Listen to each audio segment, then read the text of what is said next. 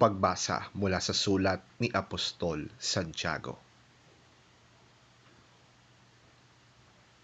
Mapalad ang taong nananatiling tapat sa kabila ng mga pagsubok, sapagkat matapos siyang subukin, tatanggap siya ng gantimpala ng buhay na ipinangako ng Panginoon sa mga umiibig sa Kanya. Huwag sabihin ni numan na tinutokso siya ng Diyos kapag siya'y dumaranas ng pagsubok, sapagkat ang Diyos ay hindi maaaring matukso at hindi rin naman niya tinutokso ang kahit sino. Natutokso ang tao kapag siya'y naaakit at nagpapatangay sa kanyang sariling nasa. Kapag ang nasa ay tumubo at nag-ugat sa kanyang puso, magbubunga ito ng pagkakasala. Kapag ang kasalanan ay lumala, ito'y hahantong sa kamatayan. Huwag kayong padaya, mga kapatid kong minamahal. Ang lahat ng mabuti at ganap na kaloob ay buhat sa Diyos, mula sa Ama na lumikha ng mga tanglaw sa kalangitan. Hindi siya nagbabago o nagpapakita ng bahagyamang pagbabago. Niloob niyang tayo'y maging anak niya sa pamamagitan ng salita ng katotohanan, upang tayo'y maging pangunahin higit kaysa lahat ng kanyang mga nilalang.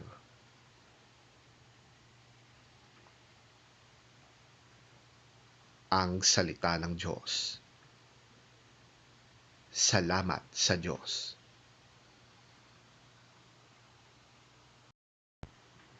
Ang mabuting balita ng Panginoon ayon kay San Marcos. Papuri sa iyo, Panginoon. Nakalimutan ng mga alagad na magdala ng tinapay, at iisa na lamang ang natira sa tinapay na dala nila sa bangka. Sinabi ni Jesus sa kanila, "Mag-ingat kayo sa pampaalsang ginagamit ng mga Pariseyo at ni Herodes." Sabi nila sa isa't isa, "Wala kasi tayong dalang tinapay, kaya sinabi niya yon." Dahil alam ni Jesus ang kanilang pinag-uusapan, sinabi niya sa kanila, "Bakit ninyo pinag-uusapang kayo'y walang dalang tinapay? Hindi pa ba kayo nakakaintindi? Hindi pa ba ito abot ng inyong isip? Wala ba kayong mata? Wala ba kayong tenga? Nakalimutan na ba ninyo nang paghati-hatiin ko ang 5 tinapay para sa 5,000 tao? Ilang kaing ang napuno ninyo ng lumabis na pagkain?" 12 po, tugon nila.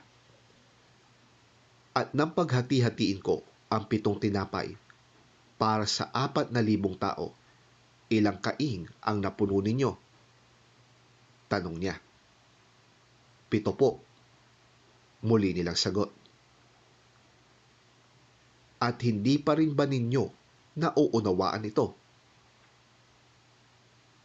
Tanong niya.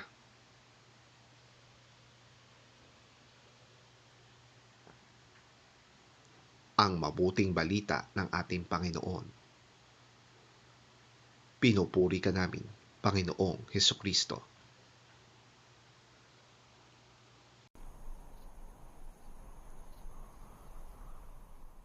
The disciples had forgotten to bring bread, except for one loaf they had with them in the boat. "Be careful," Jesus warned them. "Watch out for the yeast of the Pharisees and that of Herod."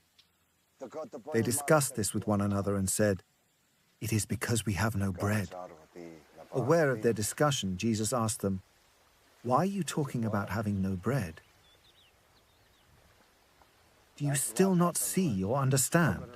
Are your hearts hardened? Do you have eyes but fail to see and ears but fail to hear?